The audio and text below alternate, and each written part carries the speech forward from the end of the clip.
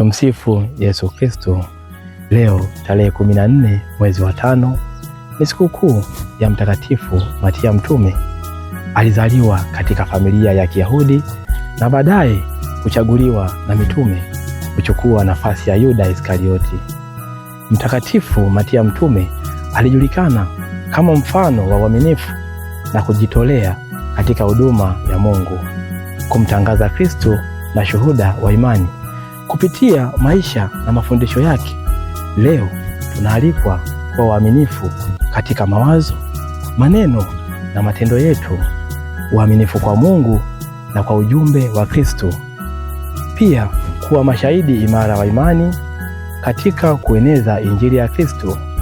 Basi na tuombe neema ya Mungu itusaidie na Mwenyezi Mungu atubariki sote. Ni Frateli Matias Mariko Misana, Jimbo Katoliki la Kahama Kipalapala Seminari.